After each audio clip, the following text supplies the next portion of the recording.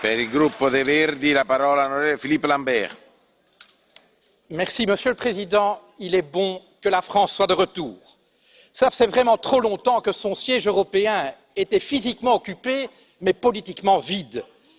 Alors certes, l'Europe ne peut être ni française ni allemande, mais elle ne peut rien construire dans la durée si elle ne peut compter sur l'engagement résolu et de l'Allemagne et de la France. Une France qui pourrait, si elle le veut vraiment, incarner à l'intérieur même de ses frontières la devise européenne de l'unité dans la diversité.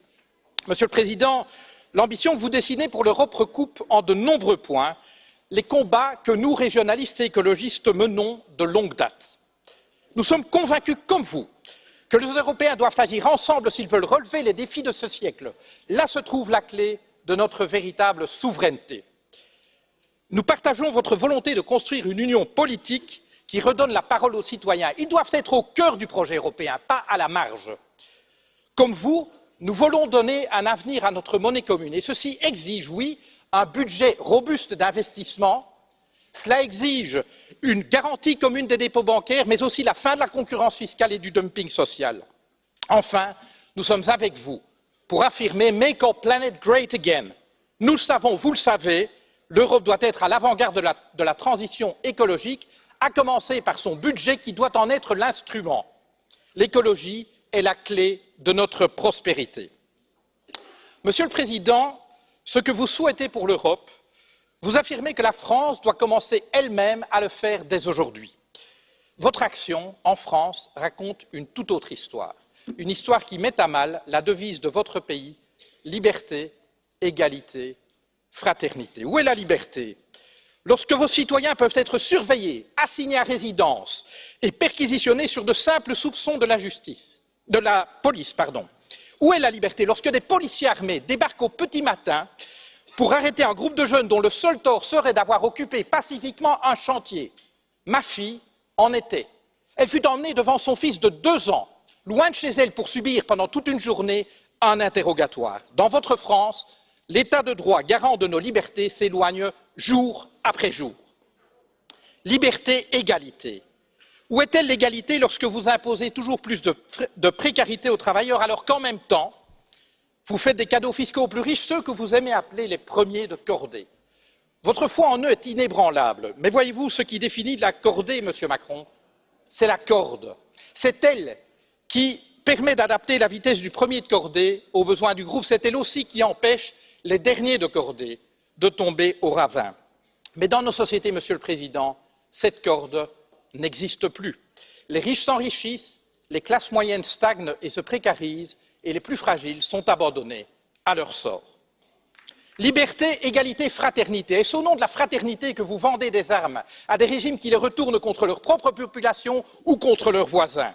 Où est-elle cette fraternité lorsque votre police lacère tente ses sacs de couchage de migrants?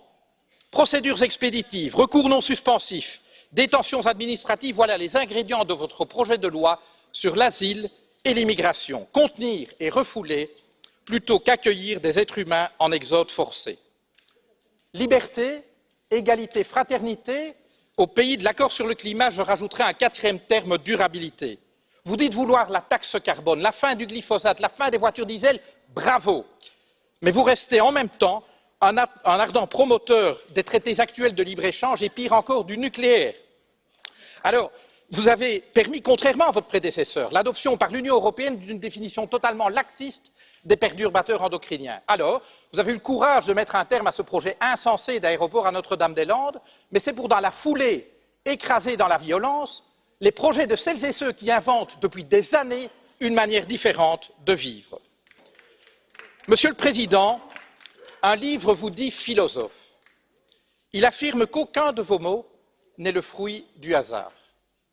Voici quelques mois, vous avez parlé des gens qui réussissent et des gens qui ne sont rien. Vous n'avez pas dit des gens qui ne font rien ou des gens qui n'ont rien. Vous avez parlé des gens qui ne sont rien. Voyez-vous, pour nous, le projet européen consiste précisément à faire en sorte que plus jamais, en aucun endroit de ce continent, aucune femme, aucun homme ne puisse être considéré comme rien ou se penser comme rien. Car considérer des êtres humains comme rien, c'est permettre de leur faire subir n'importe quoi, et cela, nous ne l'accepterons jamais.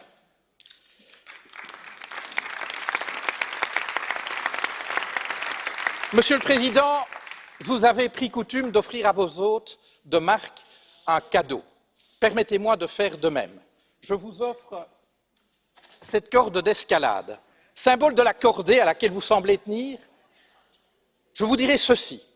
Chaque fois que vous ferez avancer la cause de la liberté, de l'égalité et de la fraternité en Europe, chaque fois que vous agirez pour une Europe plus juste, plus durable et plus démocratique, nous serons à vos côtés. À défaut, vous nous trouverez sur votre route. Je vous remercie.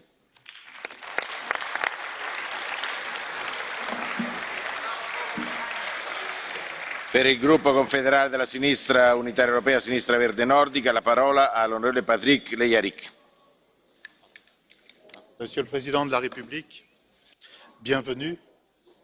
On a du mal à comprendre votre concept d'Europe